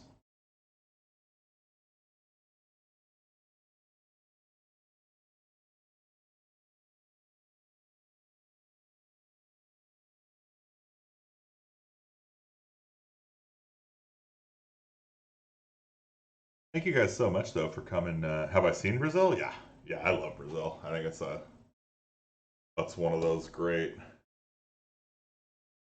Yeah, it's just a classic, fucking weird Terry Gilliam film. Um, good. Super good.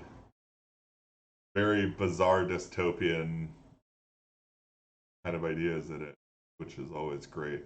Tickles the brain.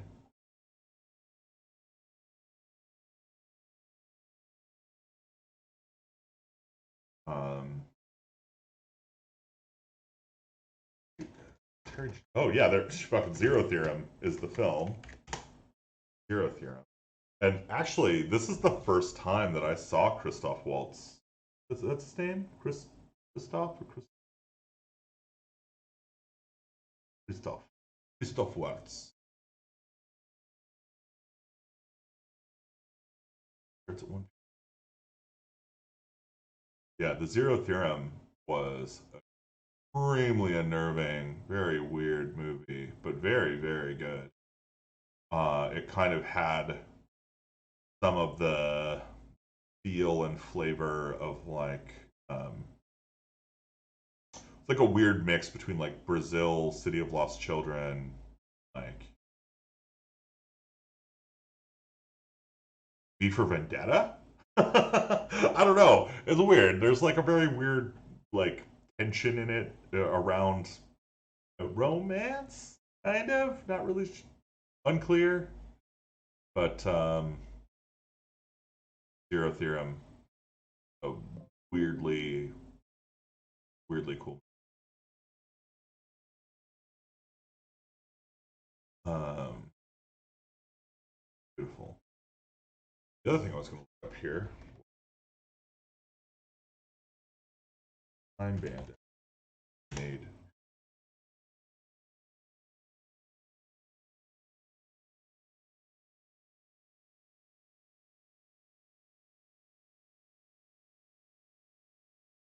Oh, the opener to Beginning of Life or the Meaning of Life was probably my favorite Monty Python skit of all time. Though they called the Crimson Permanent Assurance. Sailing the high, account in the sea. That to me has all it's got the flavor of like what I think Privatized Little Hell kind of has. Like there's some nuance in it that I think will be probably maybe we could borrow a little bit from that. 'Cause I love that. Love that bit. So Time Bandits, produced in 1981, 2 years after I was born. I'm fucking old. Holy shit. Yeah, I know. I know. Good. All that stuff. Yeah, director Terry Gilliam. Yeah, absolutely. Contains a John Cleese. So in 1981, Terry Gilliam made Time Bandits, which is so good, you can scarcely believe it when six dwarfs emerge from his closet one night. Former employees of the Supreme Being, Ralph Richardson. They've purloined a map, turning all of the holes in the fabric of time, and they are using it to steal treasures from different historical. This is such a genius setup. It's like such a good premise for a film. And yeah, they're just chased from time to time by this supreme being coming after them for stealing the map. It's so good. Uh, and Baron von Munchausen.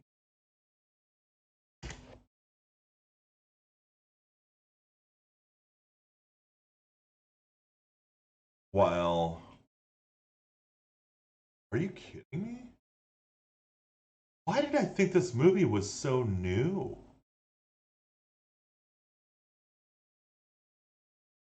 The 1988 movie. I don't know why I thought that came out more recently, but Baron Munchausen, likewise, a fantastical movie. If you want some inspiration for your fucking really weird D&D, Terry Gilliam's got you, my man. It's got you covered. And do the thing. Alrighty, alrighty. We feeling wound down? Are we feeling loosey goosey, shaken up? shaken, not stirred. Ready to get our stonkin' free day on.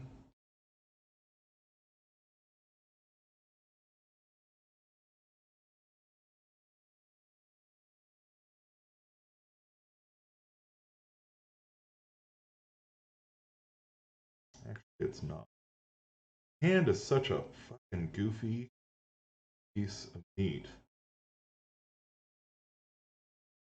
This character looks like they're about to like throw down hard on a guitar solo. If we swapped this up to like a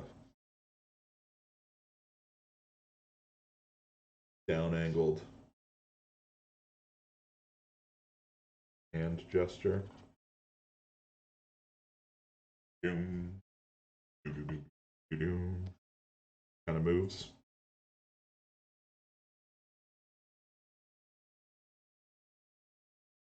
I think probably have some kind of ritual sash maybe.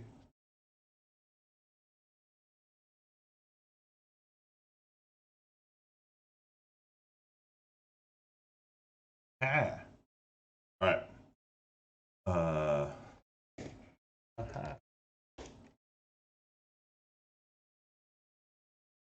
Fun, right? Breakfast. I should by one. Oh, fantastic! Ready for you, and I hope, boy. Actually, I'm going to take the last couple of minutes here to we're going to do something a little different. And actually, the stream may end up going a little bit long, but I think for a good cause. So open up. Cool. All right. So we're in. We're going to go into Notion, where I have been starting to keep all these notes.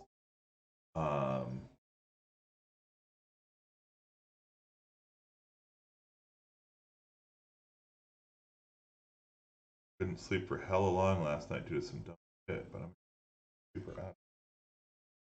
Oh, sorry about dumb shit.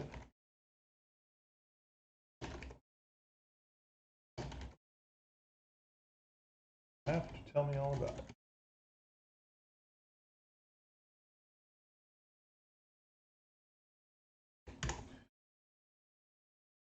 All right, so let's go into Emerging from Darkness. Pixels and Pagans campaign, setting, area, things here. In the character gallery, Abra, I went ahead and I kind of filled in, actually. So, I said, hey, let's do an RP kit for this character. So the problem that we're looking at is this is Crystallize's favorite or her first character that she made ever in Dungeons and Dragons ever, and she feels like she doesn't really know the character. Like she doesn't really have abilities that she finds engaging. She doesn't really know how to role play them. She is like really enjoys role playing her other character, her character since doesn't feel like she's as. So what we want to do is find some points of interest where we can connect her. And so we're just going to kind of we're going through. So what this article does is it kind of goes through some of the things that she's already chosen about her character and just asks some questions. So we're going to go through that real quick. And then what I was hoping to do was kind of come out of this with like a couple of ideas for like a little one-on-one adventure I could do end of today's planning session so that she can not only have some sense of who her character is, but also get an opportunity to kind of use it and test some of this stuff out in a setting in like a little brief game format. So RP kit, all eyes on you. So this is one of her background, I think, features. What is it specifically that causes people to notice Tabra as foreign? Is it a mannerism, a speech pattern, or an accent? Anything about her looks? Tabra is faithless, meaning she doesn't especially worship God. It should be gods.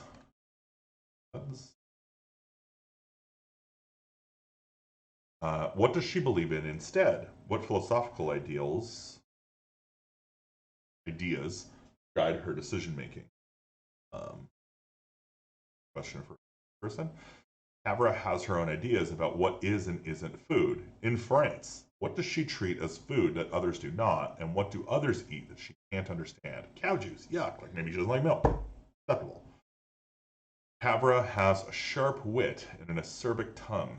What is her favorite catch-all insult? What kind of common sarcasm does she?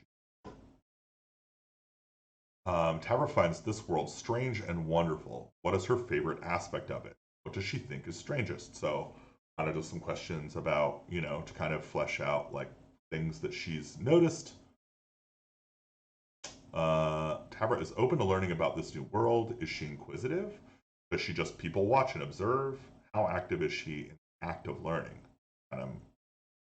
This prompt is a little guided because historically she has told me that her character is a little people watchy and observing, but I'm hoping that it will open up the conversation to us saying like, well, that's not like that isn't really learning. It's just kind of creating your own model on what you're seeing without interacting with it. Hopeful for the conversation. Tavra's most valuable possession is her freedom. It looks like she fled her homeland to avoid an arranged marriage. What would she do to regain her freedom if she lost it? And what does her love of freedom prevent her from considering? Tavra is an Eladrin noblewoman. Her training likely left her disciplined and self-assured. Which season does she most embody? I think she's Summer Eladrin, if I'm correctly. Of course, she can change it. But what is her default, and why might why might her season change? So that's kind of what I'm most interested in finding out. What would trigger Tavra changing her season? Tavra's first exposure to the material plane she had heard so much about was a desert, a harsh climate that's not often reflected in the Fey. What was experienced in the desert? How did she get there? How did she get out? Who did she meet along the way? And what were her feelings and impressions of it? So I'm not going to lie. I think this is our adventure. But we'll get there. Tavra went into the material plane seeking adventures. See what I mean? Like, makes sense. What is her favorite story or the most exciting adventure she has dreamed about in the material plane? What legends and myths does she know from the material plane? How close are they to reality?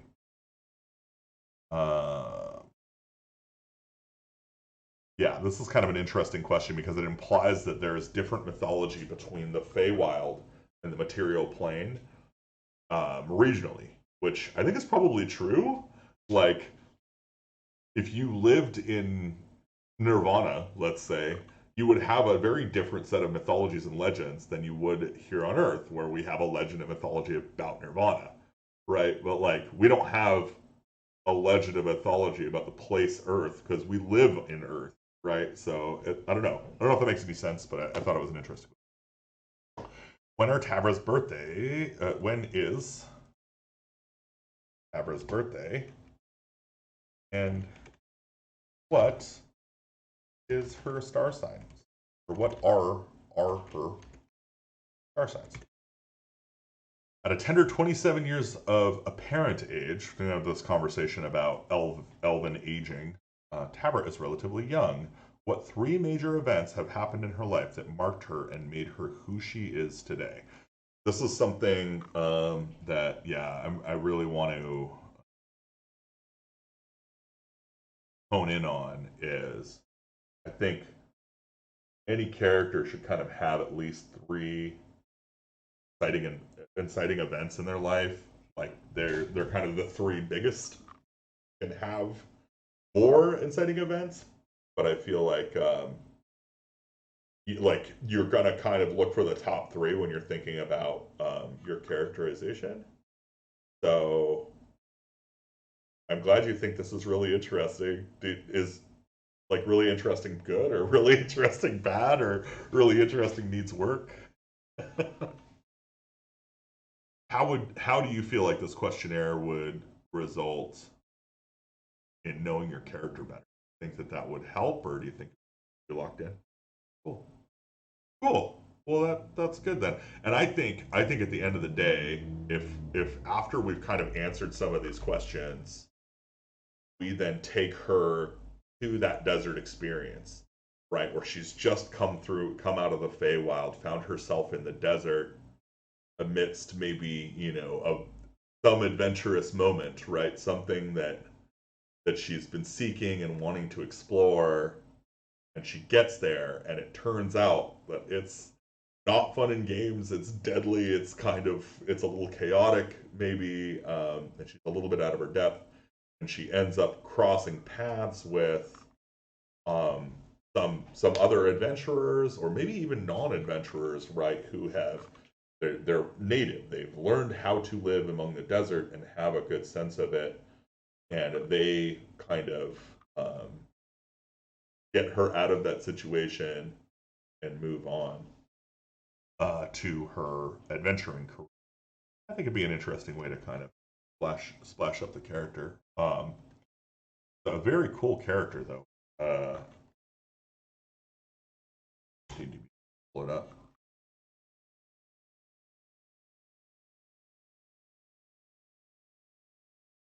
Oh, much dungeons. Oh, much dragons. 3. Oh, very nice. Somebody threw down the Aaron VF. Oh, cool. Yeah, that's very kind of you. Thank you very much for sharing your content. I'm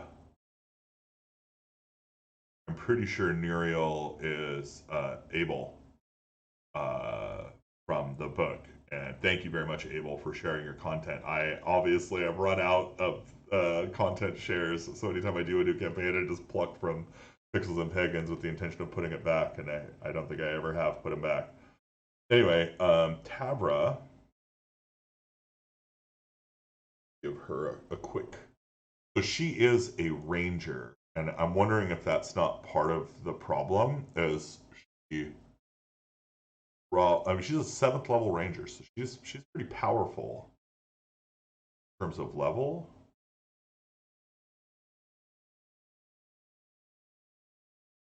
She has 2 favorite enemies,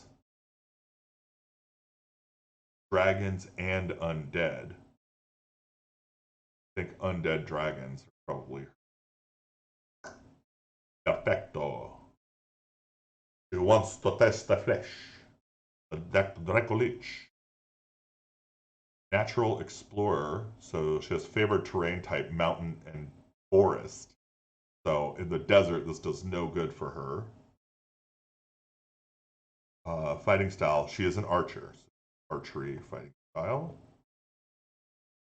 Ranger archetype hunter. She's a trained hunter of the Eladrin.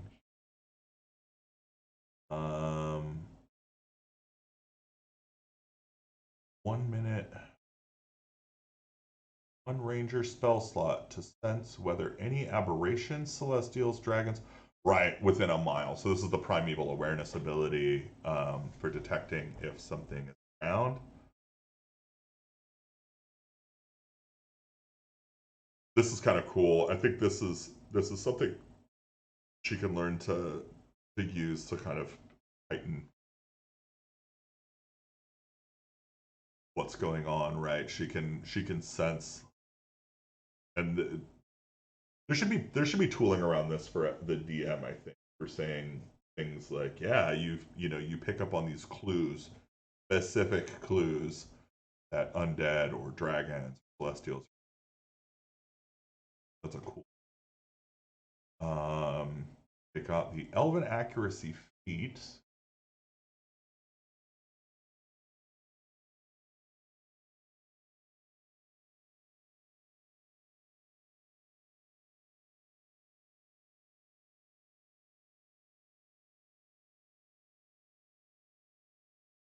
We already count that.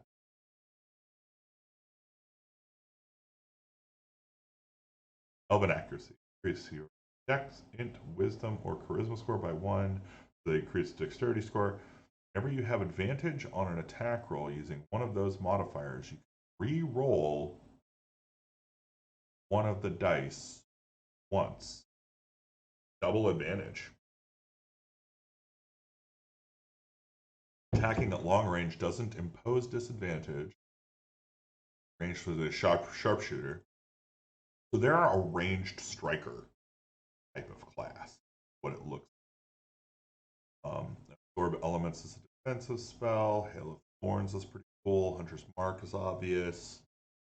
Cast Without Trace is great. Oh, they have 1 charge of daylight left from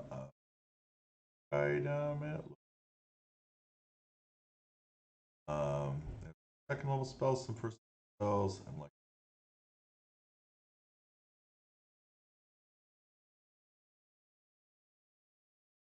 slots. Okay, so they only have first and second level spells. This comes from.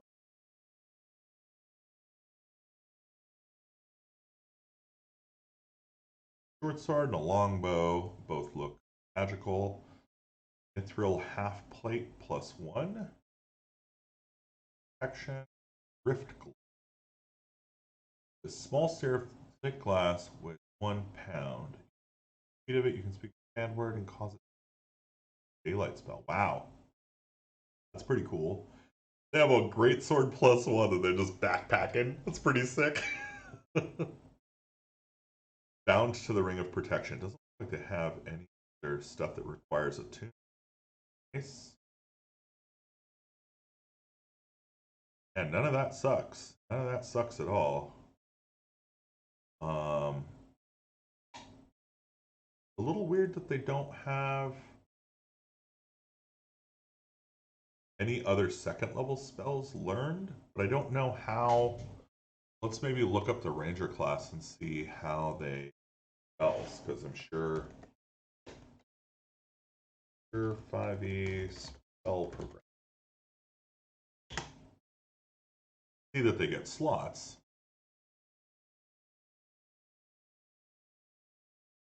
Spells known. Okay.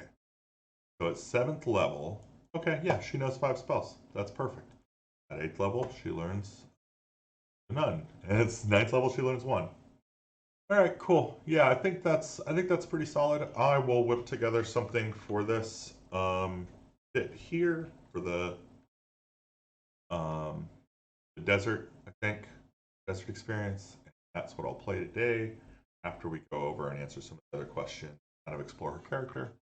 That should be a really fun way to spend an hour nerding out about some of D&D and get to hang out with one of my good friends. Christina Crystallize is an amazing DJ from San Francisco, an amazing massage therapist, very dear friend, and also quite the witchy way. Very, very cool person. Love them very much. So happy to get to spend some time together and do some geek things. Anyway, that is, I think, just about it. We're going to do one last change before I go. It is going to finally swapping out the background of my stream. I would ask what we should shift to, but I've already made this. Because everybody should know by now,